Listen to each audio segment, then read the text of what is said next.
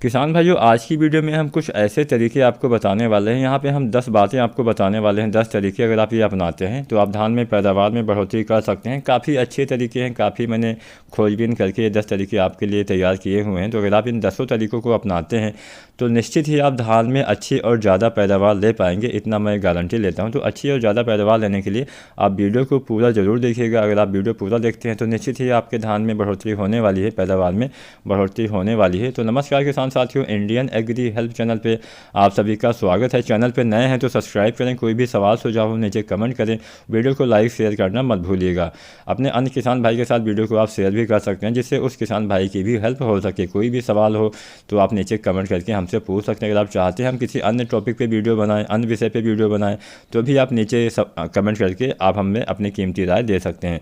तो चलिए जानते हैं धान में पैदावार बढ़ाने के 10 तरीके। यहाँ पे हम जो 10 तरीके बताने वाले हैं काफ़ी अच्छे तरीके हैं, किसान भाई इसको अपना सकते हैं। सबसे पहला तरीका हम उन किसान भाइयों की बात करने वाले हैं।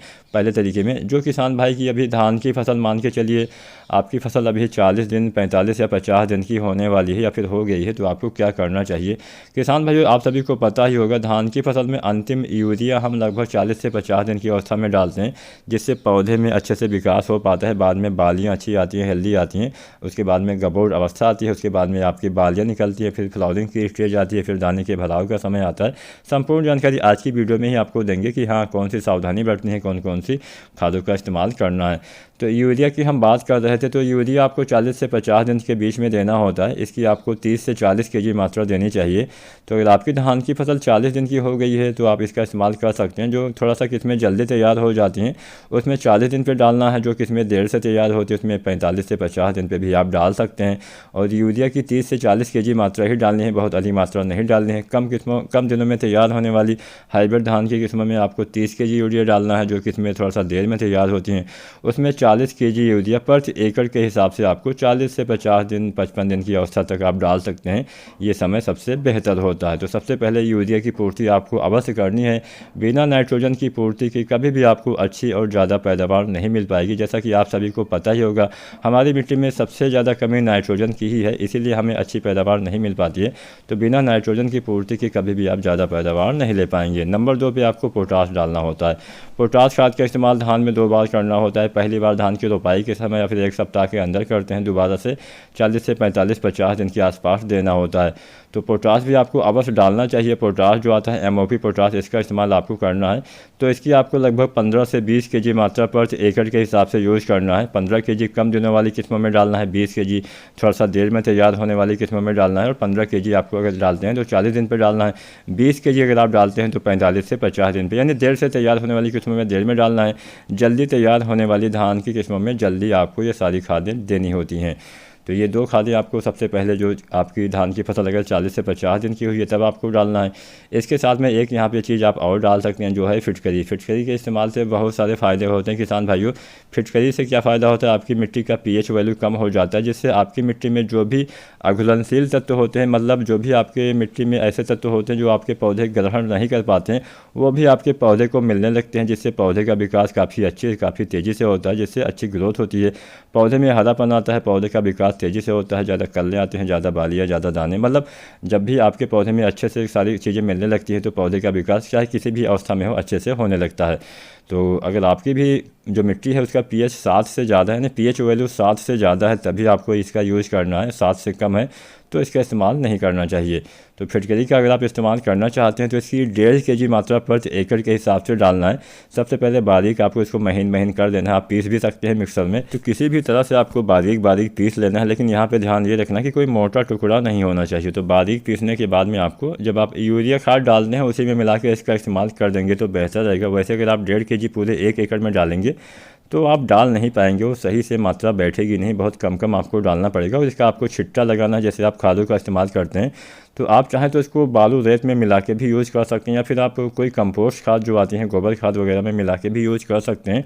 अगर मान लीजिए आपने यूरिया खाद का इस्तेमाल कर दिया है तो आप बालू रेत में मिला लीजिए, या फिर आप जो गोबर खाद वगैरह आती है कंपोस्ट वाली उसमें भी मिला के आप आसानी से यूज़ कर सकते हैं। लेकिन अच्छे से आपको मिक्स करना चाहिए, ऐसा नहीं कि हाँ एक जगह पर ज़्यादा पड़ जाए एक जगह पर कम पड़ जाए, ऐसा नहीं करना है। तो फिटकरी की 1.5 केजी मात्रा प्रति एकड़ के हिसाब से मिट्टी में डालना चाहिए अगर पीएच वैल्यू 7 से ज़्यादा है तो, जिससे आप में अच्छा लाभ होगा, अच्छे से बढ़वार होगी, अच्छे दाने आएंगे, अच्छा विकास होगा, अच्छी पैदावार आपको मिल जाएगी। तो फटकरी का भी इस्तेमाल आप कर सकते हैं। नंबर 4 पे हमने रखा है NPK 05234। इसके बाद में अवस्था आती है गबोट अवस्था, जब बालियाँ निकलने वाला समय आता है, यानी जब आपके धान के तने मोटे होने लगते हैं, गोल होने लगते हैं, उसमें बालियाँ आ जाती हैं, तब आपको NPK 05234 का इस्तेमाल करना होता है। इसके इस्तेमाल से आपके बालियाँ अच्छी आती हैं, दाने का भराव अच्छे से होता है, दाने हेल्दी आते हैं, बालियों में दानों की संख्या में बढ़ोतरी होती है। तो किसान भाई 05234 भी डाल सकते हैं, जिसमें 52% फास्फोरस, 34% पोटेशियम पाया जाता है। इसके इस्तेमाल से बढ़िया लाभ मिलता है। तो गबोट अवस्था या फिर गोभ अवस्था जिसको हम बोलते हैं, उस अवस्था में आपको इसका इस्तेमाल करना चाहिए। इसकी 1.5 kg मात्रा प्रति एकड़ के हिसाब से यूज़ करना चाहिए। अब कई बार क्या होता है कि हमारी जो ये गबोट अवस्था आती है, इस अवस्था में अगर मान लीजिए थोड़ा बहुत पीलापन आपकी पत्तियों में नज़र आ रहा है, थोड़ा सा नाइट्रोजन की कमी दिख रही है, तब आप नाइट्रोजन की पूर्ति के लिए आपको जो यूरिया आती है दानेदार, इसकी 1.5 kg मात्रा प्रति एकड़ के हिसाब से यूज़ कर देना चाहिए। लेकिन इसको आपको स्प्रे करना चाहिए, छिड़काव करना होता है, आपको मिट्टी में नहीं डालना है। तो जब आप 05234 का इस्तेमाल करें तो उसी में आप दानेदार यूरिया भी 3 kg घोल के डाल के यूज़ कर सकते हैं। इससे अच्छा लाभ मिल जाएगा, नाइट्रोजन की भी पूर्ति हो जाएगी, फास्फोरस की भी पूर्ति होती है और पोटेशियम की भी पूर्ति, यानी तीनों तत्वों की पूर्ति हो जाएगी, जिससे अच्छा लाभ मिलेगा। अब बात करते हैं नंबर 5 की। नंबर 5 पे हमने रखा है बोरोन। बोरोन खाद के इस्तेमाल से बहुत सारे फ़ायदे होते हैं, अगर आपको नहीं पता तो इसके ऊपर हमने कंप्लीट वीडियो भी बनाया हुआ है। बोरोन डालने से पोलिनेशन अच्छे से होता है, जो भी आपके मिट्टी में पोषक तत्व होते हैं पौधे के सभी अंगों तक पहुँचाने का जो कार्य होता है, अभी बोरोन खाद का ही होता है। तो बोरोन आप यूज कर सकते हैं। जो बोरोन आता है 20% वाला, इसकी आपको लगभग 100 से 150 ग्राम मात्रा प्रति एकड़ की दर से यूज़ करना है। बहुत ज़्यादा मात्रा में अगर आप बोरोन खाद का इस्तेमाल कर देंगे तो पत्तियों के ऊपर आपको थोड़ा सा जलन टाइप का नज़र आ जाएगा, पत्तियां जल सकती हैं, नुकसान हो सकता है। तो ज़्यादा मात्रा में बोरोन आपको नहीं डालना है। 100 से अधिकतम 150 ग्राम मात्रा प्रति एकड़ के हिसाब से ही आपको यूज़ करना है। जब आप NPK 05234 डालते हैं, साथ में यूरिया डालते हैं दानेदार वाली घोल के, उसी साथ में आप बोरोन भी डाल सकते हैं। यानी एक साथ में 3 चीज़ें आप डाल सकते हैं। 05234 यूरिया आपको 1.5 kg दानेदार लेना है घोल के, उसके बाद में बोरोन भी आप 20% वाला 100 से 150 ग्राम यूज़ करेंगे तो दाने अच्छे आएंगे, दाने का भराव अच्छे से होगा, बालियाँ अच्छी आएंगी, बालियों में दानों की संख्या में बढ़ोतरी होगी, नाइट्रोजन की पूर्ति भी हो जाएगी। तो एक पंथ 3 कार्य आपके एक साथ होने वाले हैं। अब हम बात करते हैं कुछ सावधानियां जो आपको विशेषकर ध्यान देनी होती हैं। अगर आप ये सावधानियां नहीं करते हैं तो भी भले भी आप बहुत सारी चीज़ें कर दें, लेकिन अच्छा उत्पादन नहीं मिल पाता है। सबसे बड़ी सावधानी आपको फ्लावरिंग की स्टेज में बरतनी होती है। जब आपके धान में फूल वाली स्थिति आती है, जब आपके धान में बालियाँ निकल जाती हैं, उसके बाद में फ्लावरिंग की स्टेज आती है, इस अवस्था में कोई भी NPK हो, चाहे यूरिया हो, चाहे बोरोन हो, चाहे कोई भी आप फफूंदनाशी डालें, चाहे कोई भी कीटनाशी, इसका इस्तेमाल नहीं करना चाहिए। अगर आप इसका इस्तेमाल आप अपने धान की फसल में फ्लावरिंग की स्टेज में करते हैं तो नुकसान होता है, पोलिनेशन नहीं होता है, परागण प्रक्रिया नहीं होती है, जिससे किसान भाइयों बहुत नुकसान हो जाएगा। तो आपको कभी भी नहीं करना। यहाँ तक कि मान लीजिए कई बार बारिश हो जाती है इस अवस्था में, तो भी हमारे उत्पादन में कमी देखी जाती है, लेकिन वो प्राकृतिक होती है, उसको तो हम नहीं रोक सकते, लेकिन जो चीज़ें हम रोक सकते हैं उसको तो हमें रोकना ही चाहिए। इसके साथ साथ नंबर 7 पे सबसे ज़रूरी बात सिंचाई। भले ही आप कोई भी खाद न डालें, लेकिन आपको सिंचाई टाइम करनी पड़ेगी। बिना सिंचाई के कभी भी आप किसी भी फसल में अच्छा उत्पादन नहीं ले पाएंगे। अगर आप सिंचाई नहीं करते हैं तो काफ़ी नुकसान हो जाता है।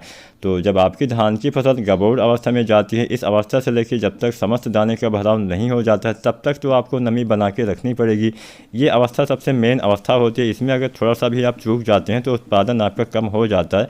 तो इस अवस्था में कभी भी पानी की कमी आपको अपने खेत में नहीं होने देनी चाहिए। थोड़ा थोड़ा सिंचाई करके, यानी हल्की सिंचाई करके भी आप नमी मेंटेन करके रख सकते हैं। अब हम बात करते हैं जब हमारी बालियाँ निकल जाती हैं तो हमें क्या करना चाहिए। किसान भाइयों, बालियाँ निकलने के बाद आमतौर पे हम 2 तरह के NPK आते हैं जिसका इस्तेमाल करते हैं। पहला आता है 0050, जिसमें 50% पोटेशियम और 17.5% सल्फर पाया जाता है। सल्फर और पोटेशियम दोनों तत्व पाए जाते हैं, जिससे दाने का भराव अच्छे से होता है, आपके पौधे में समस्त दाने भर जाते हैं, दाने में वजन बढ़ता है, दाने में चमक बढ़ती है। तो इसका इस्तेमाल जब बालियाँ निकल जाती है उसके बाद में फ्लावरिंग की स्टेज खत्म हो जाती है, जब दाने के भराव वाला समय आता है, यानी फूल आने के बाद में जब दाने का भराव का समय आ जाता है, तब आपको इसका इस्तेमाल करना चाहिए। फूल वाली स्टेज में नहीं डालना होता है। बहुत सारे किसान भाई गलती करते हैं कि जैसे ही बालियाँ निकल जाती हैं इसका इस्तेमाल कर देते हैं। इसका इस्तेमाल दाने के भराव के समय करना होता है। तो इसकी 1.5 kg मात्रा प्रति एकड़ के हिसाब से आपको डालना चाहिए। एक NPK और आता है जिसको हम 13-0-45 के नाम से जानते हैं। इसका इस्तेमाल कब करना चाहिए? इसका इस्तेमाल भी बालियाँ निकलने के बाद ही करना होता है, लेकिन इसका इस्तेमाल तभी करना चाहिए जब बालियाँ निकलने के बाद भी आपको लगे कि हाँ आपके खेत में नाइट्रोजन की कमी दिख रही है, पत्तियों में पीलापन नज़र आ रहा है, जो ऊपर वाली फ्लैग लीफ होती है उसमें अगर पीलापन है तो आपके दाने के भराव में दिक्कत आती है, तब आपको 13-0-45 डालना होता है, जिसमें 13% नाइट्रोजन भी पाया जाता है, जिससे आपके नाइट्रोजन की भी पूर्ति हो जाएगी और पोटेशियम की भी पूर्ति हो जाएगी, यानी दाने का भराव भी हो जाएगा और नाइट्रोजन की भी पूर्ति हो जाएगी। इसकी भी आपको 1.5 kg मात्रा प्रति एकड़ के हिसाब से यूज़ करना होता है। इतनी मात्रा किसान साथियों पर्याप्त होती है। नंबर 10 पे सबसे अहम बात, समय से आपको ये सारी चीज़ें करनी पड़ेंगी। अगर आप बहुत जल्दी डालते हैं तो भी ज़्यादा फ़ायदा नहीं मिलेगा, अगर आप ये सारी चीज़ें बहुत देर में करते हैं तो भी कोई ज़्यादा फ़ायदा नहीं मिलेगा।